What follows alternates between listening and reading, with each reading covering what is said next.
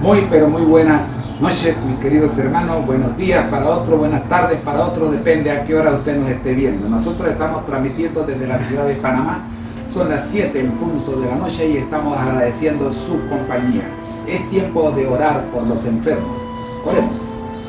Nuestro Dios que está en el cielo, gracias te damos, Señor, por permitirnos en esta hora, a este servidor suyo, que podamos, oh Dios, comunicarnos con las personas que se conectan a diario con esta transmisión. Oramos, buen Dios, por los enfermos. La lista que estamos pasando a continuación presenta los nombres de aquellos que han pedido oración.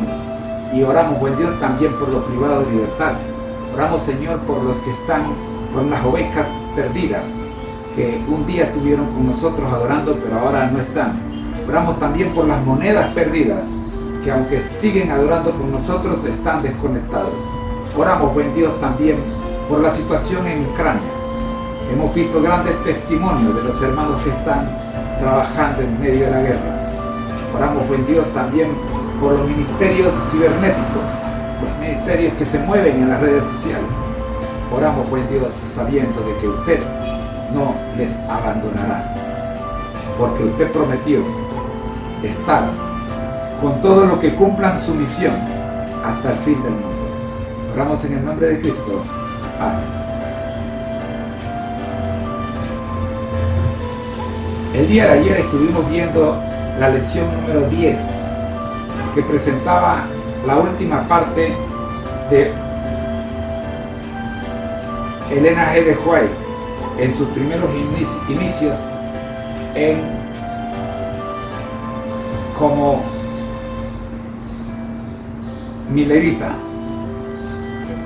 El título para el día de hoy es El pueblo del libro, primera parte. Pero antes, déjenme recordarles la lección de ayer.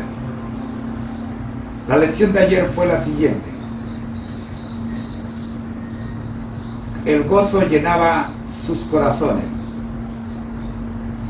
La experiencia de ellos reflejaba la de muchos otros adventistas mileritas de todas partes, que se negaban a permanecer callados sobre el tema del regreso de Jesús en un futuro cercano.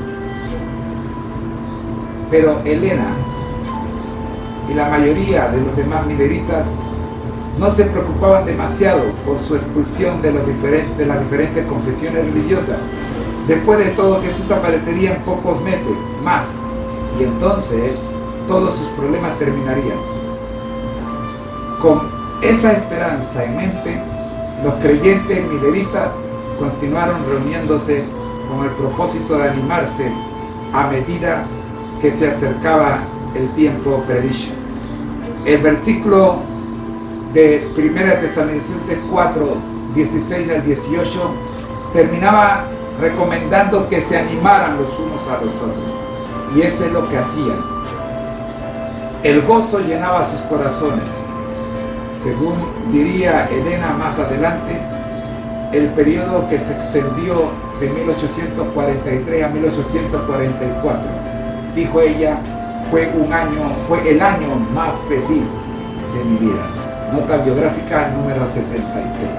Al mirar atrás, nos damos cuenta de que aquellos creyentes estaban errados en cuanto al tiempo del advenimiento, pero no estaban equivocados en cuanto a la esperanza en sí. La bendita esperanza del advenimiento de Jesús todavía es un gozo que llena nuestros corazones con expectación. Y esa fue la enseñanza del día de ayer. El pueblo del libro, primera parte, es la lección número 11 de este segundo nivel del curso virtual, a menos que olvidemos. La cuestión más básica se encuentra en 2 de Timoteo 3:16. Toda la escritura es inspirada por Dios y útil para enseñar, para redarguir, para corregir, para instruir en justicia. La cuestión más básica para cualquier grupo religioso es la unidad. Los que iniciaron el movimiento adventista del séptimo día fueron claros sobre el tema. según afirmó Jaime White. ¿Se acuerdan de quien hablamos hace unos días? Que nació en 1828. A comienzos de 1847, la Biblia es una revelación perfecta y completa, dijo Jaime. Es nuestra única regla de fe y práctica. La Biblia es una revelación perfecta y completa. Jaime dijo, es una revelación perfecta y completa. Es nuestra única regla de fe y práctica.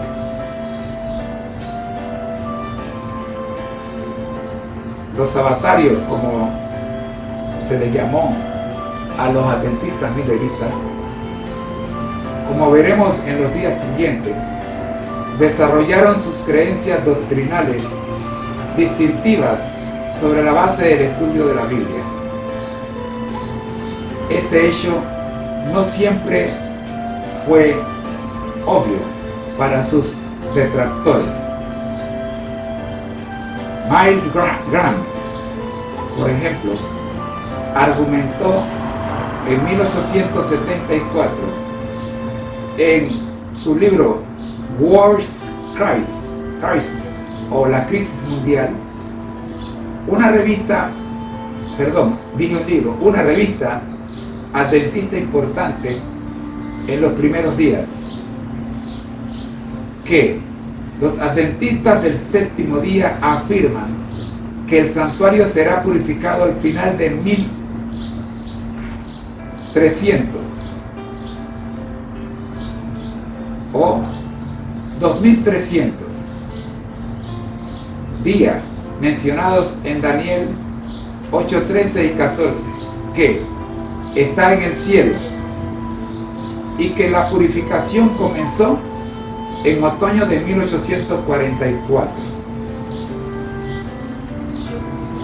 Si alguien llegara a preguntar ¿por qué creen eso?, la respuesta sería que la información llegó a través de las visiones de la señora Elena G.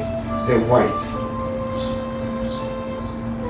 Así escribiría Miles Graham en la revista La Crisis Mundial, una revista adventista importante en los primeros días, en el año 1874. Repito lo que él escribió. Los adventistas del séptimo día afirman que el santuario será purificado al final de los 1300 o 2300 días mencionados en Daniel 8, 13 y 14, que está en el cielo y que la purificación comenzó en el año 1844. Si alguien llegara a preguntar por qué creen eso, la respuesta sería que la afirmación llegó a través de una visión de la señora Elena G. de White.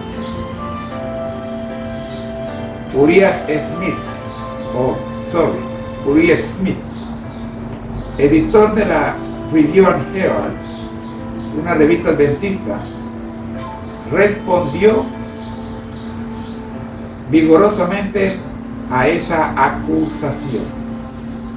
O sea, Miles Graham acusa a la iglesia y Urias Smith le responde en otra revista también adventista. O sea, ambas revistas son adventistas. Veamos a ver qué dijo Urias Smith en Review and Herald. Se han escrito cientos de artículos sobre el tema. ¿De qué tema estamos hablando? Del santuario. Por cierto, es el tema del cual vamos a hablar la próxima reunión en Inicio Profética. Pero en ninguno de ellos aparecen las visiones a las que se ha hecho referencia como una autoridad sobre el tema, o la fuente de la que se deriva alguna postura que sostenemos. El llamado es invariablemente hacia la Biblia, donde hay argumentos, abundantes evidencias para las posturas que tenemos. Ahí está la acusación y aquí está la respuesta. Miles Graham versus Uriah Smith. Ambos escriben en dos revistas adventistas.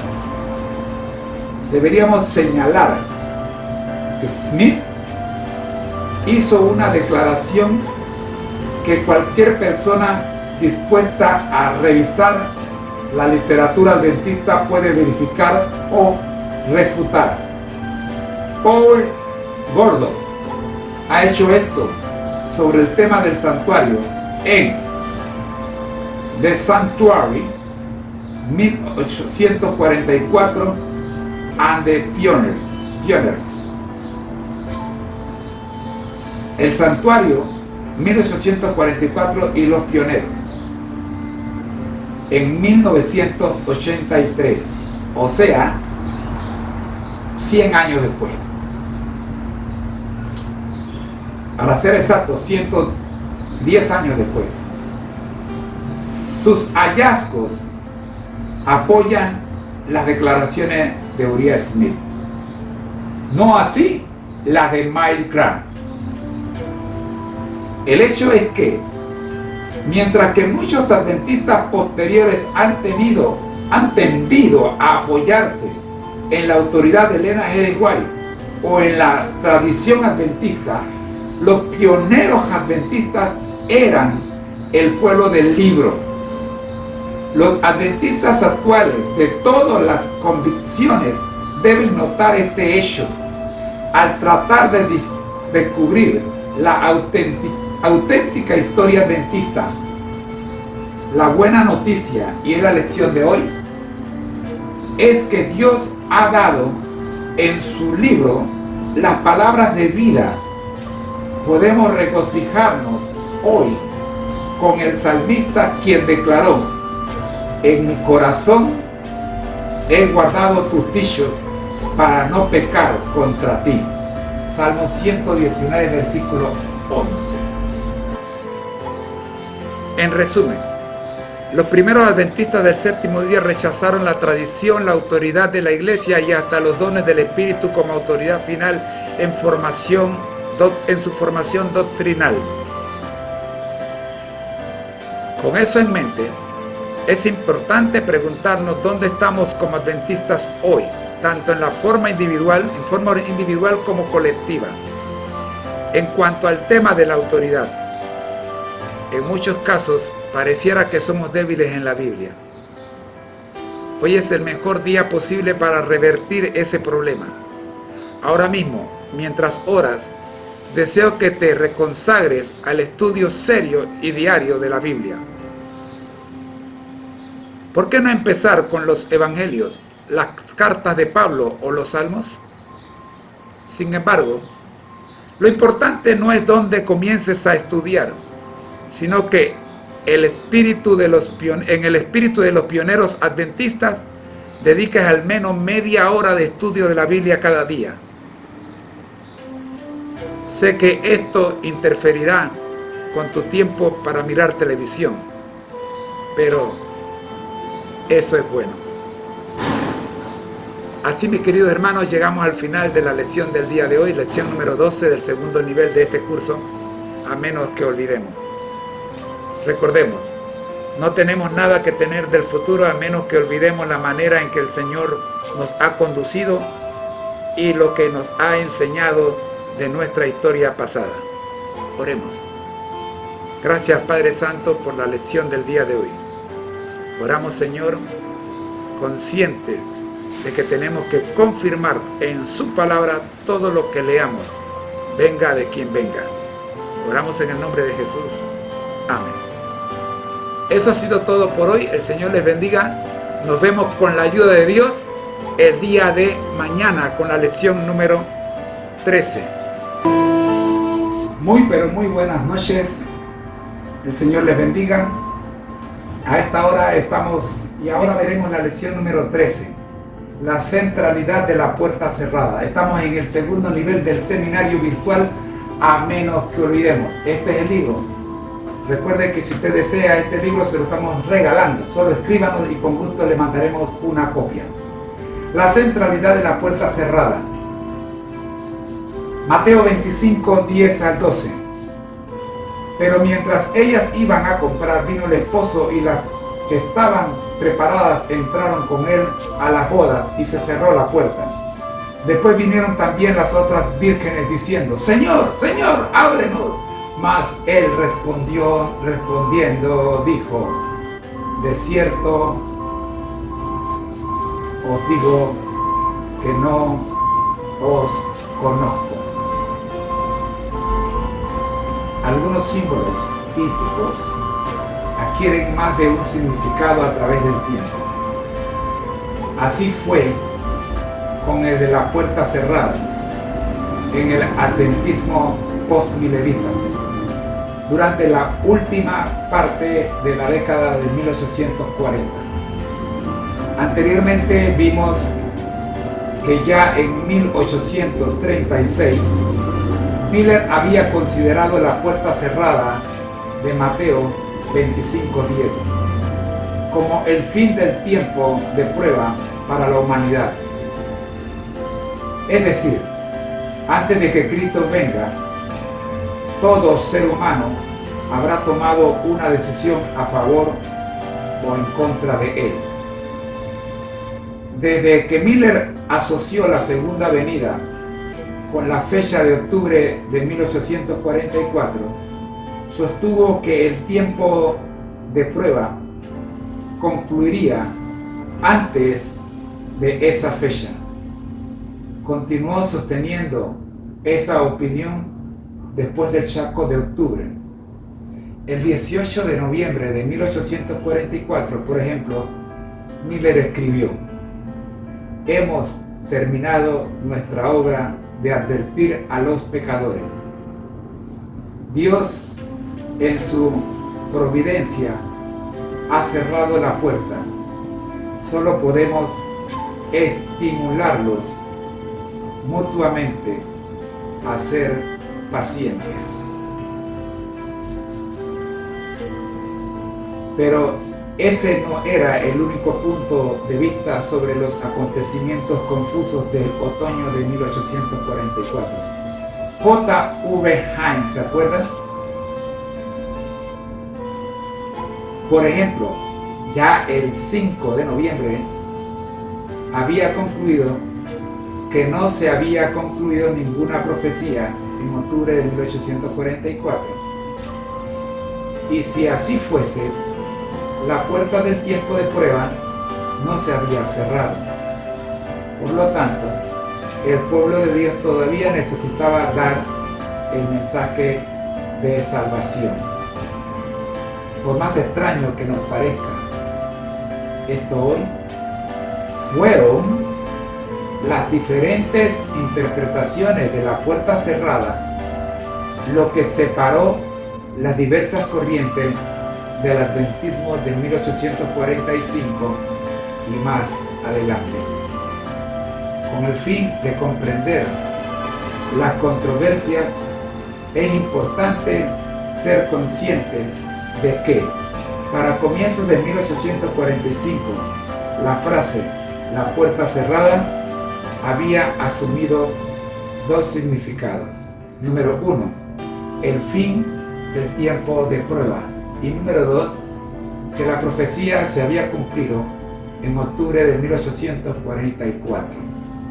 Con ese reconocimiento en mente, podemos pensar en los adventistas de Albany, que seguían a Hines como los adventistas de la puerta abierta, y en los espiritualizadores fanáticos y en los sabatarios en formación como los adventistas de la puerta cerrada.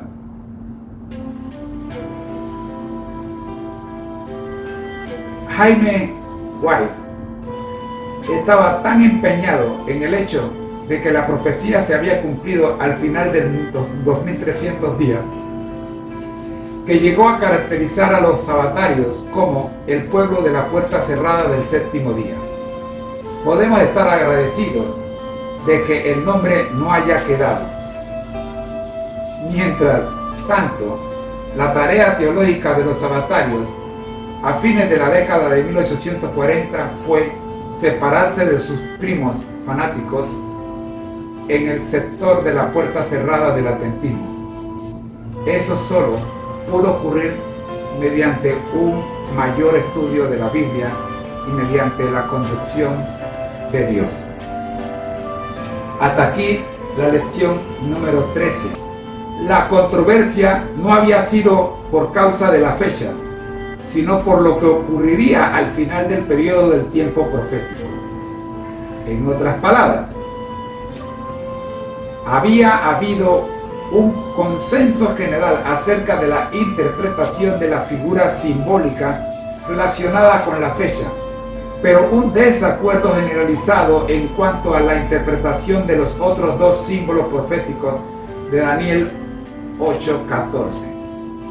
La labor teológica que los adventistas debían realizar a raíz del chasco de octubre era descubrir el significado del santuario y la purificación. Repito, la labor teológica que los adventistas debían realizar a raíz del chasco de octubre era descubrir el significado del santuario y la purificación. De allí que el tema de hoy es el santuario primera parte. ¿De qué santuario se hablaba?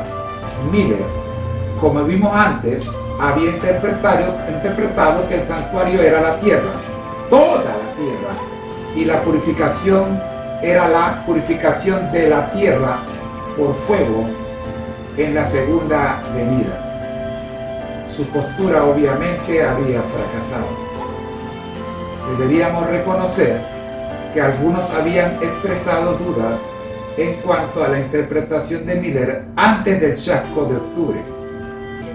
Joshua Lish, por ejemplo, escribió en abril de 1844, antes del chasco, que se había demostrado que la purificación del santuario que había de tener lugar al final de los 2300 días era la venida de Cristo o la purificación de la tierra. Volvió a señalar cuando luchaba con el significado del texto que lo más probable era que estuvieran equivocados en cuanto al acontecimiento que marcaba su cierre. Ese fue Joshua Lish. En esa línea de pensamiento volvió a surgir poco después del chasco de octubre, de modo que Joseph Marsh pudo reconocer a principios de noviembre, dijo: admitimos con alegría que nos hemos equivocado en la naturaleza del acontecimiento que esperábamos que ocurriera, pero todavía no podemos admitir que nuestro gran sumo sacerdote en ese día no haya cumplido todo lo que el tipo justificaría que esperábamos. Podemos espigar una lección aquí. A veces estamos más seguros de una interpretación particular de la escritura de lo que tenemos derecho. Necesitamos ser humildes y hacer nuestra tarea al estudiar la palabra de Dios. Ayúdanos, Padre, a tener la mente abierta a la conducción progresiva al estudiar tu palabra. Y como esta era la primera parte, vamos a la lección 15, porque aquí tenemos la segunda parte para encontrar cómo se cierra todo este asunto de la puerta, si sigue abierta o sigue cerrada. Nueva luz sobre el santuario, segunda parte. Ahora bien, el punto principal de lo que venimos diciendo es que tenemos tal sumo sacerdote, el cual se sentó a la diestra del trono de la majestad en los cielos, ministro del santuario y de aquel verdadero tabernáculo que levantó el Señor y no el hombre. Hebreos 8, 1 y 2. Años después del acontecimiento, Hiram Edson escribió acerca de la experiencia que afirmó haber tenido el 23 de octubre de 1844, el día posterior del chasco. Dice Hiram Edson, como se llama mi sobrino, Edson. Acá es Edson de apellido, mi sobrino es Edson de nombre. Dice Hiram Edson: comencé a sentir que podría haber luz y ayuda para nosotros en medio de nuestra angustia. Le dije a algunos de nuestros hermanos: vayamos al granero. Entramos al granero, cerramos las puertas y nos inclinamos delante del Señor. Oramos con fervor,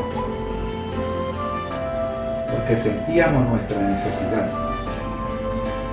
Continuamos orando fervientemente, hasta que recibimos el testimonio del Espíritu de que nuestra oración era aceptada y que se nos daría luz. El chasco sería explicado, aclarado y sería satisfactorio. Después de desayunar, le dije a uno de mis hermanos: el pastor George R. Knight piensa que probablemente fue O.R.L. Crozier al que Hiram Edson llamó. Vayamos a ver y animemos a algunos de nuestros hermanos. Salimos y mientras atravesábamos un campo grande, me detuve en medio del campo. El cielo parecía abierto ante mi vista y vi en forma clara y distinta que en vez de que nuestro sumo sacerdote saliera del lugar santo del santuario celestial para venir a la tierra el 10º día del mes séptimo, al final de los 2300 días, él por primera vez entraba en ese día en el segundo compartimiento de ese santuario y que tenía una obra que llevar a cabo en el lugar santísimo antes de venir a la tierra. Aquí está el problema, la solución al problema. Permíteme leerlo otra vez. Salimos y mientras atravesábamos un campo grande, me detuve. Habla Hiram Edson, probablemente va con O.R.L. Crozier. Me detuve en medio del campo. El cielo parecía abierto ante mi vista